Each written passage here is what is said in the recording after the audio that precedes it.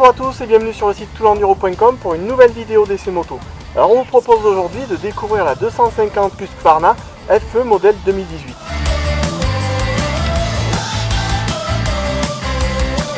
Alors chez Husqvarna cette année, au niveau de la gamme 4 temps, il n'y a pas de grosse révolution.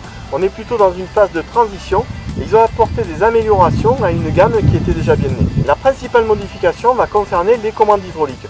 On est passé sur du Magura. Ça concerne l'embrayage, le maître-cylindre et le levier de frein avant, l'étrier et le maître-cylindre de frein arrière.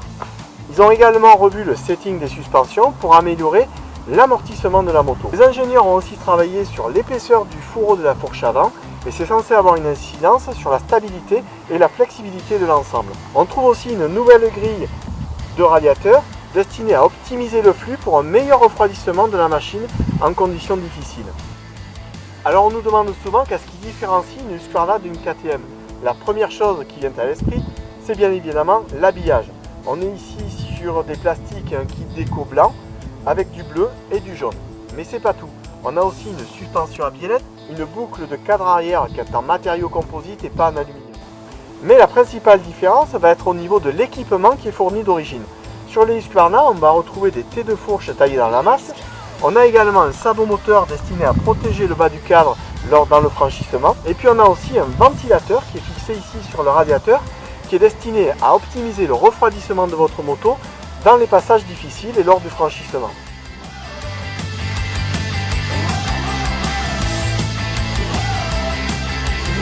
On a également sur les Husqvarna, ici au niveau du guidon, un petit bouton magique qui va vous permettre de modifier le comportement du moteur en agissant sur l'avance à l'allumage. Alors il y a deux courbes. La première courbe est typée enduro, elle est assez classique, et la seconde courbe donne plus de puissance et un comportement plus typé cross. Mais la puissance n'est rien sans maîtrise, et les ingénieurs d'Husqvarna ont développé un système de traction contrôle qui va permettre de répartir au mieux le passage de la puissance, la répartition de la puissance au niveau de la roue arrière pour avoir une adhérence optimale dans les passages difficiles et dans les conditions d'adhérence précaires. Donc voilà, nous avons terminé la présentation de cette Husqvarna 250 FE modèle 2018.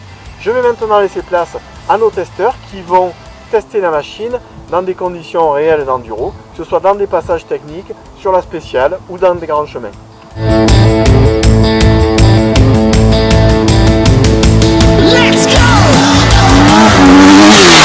Sur les pistes rapides, la moto est relativement stable et les suspensions absorbent les aspérités. Le moteur possède assez de puissance pour relancer efficacement la machine à la sortie des virages. À son guidon, on se prendrait presque pour un bon pilote.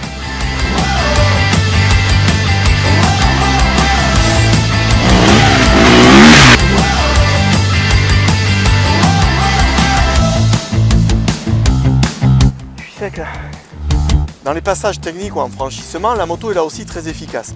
On n'est pas débordé par la puissance, il n'y a pas de coup de piston intempestif qui fait caler le moteur et elle enchaîne les obstacles avec une facilité déconcertante.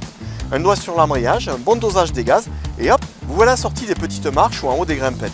Le traction control joue parfaitement son rôle en facilitant la motricité. En spécial, la moto est joueuse, elle monte dans les tours et permet de prendre du plaisir. Entre de bonnes mains, elle peut sans aucun doute taquiner le chrono et obtenir de bons résultats. Un de nos essayeurs, Benoît Cagnès, habitué au gros de temps, a été agréablement surpris par cette Husqvarna 250 FE.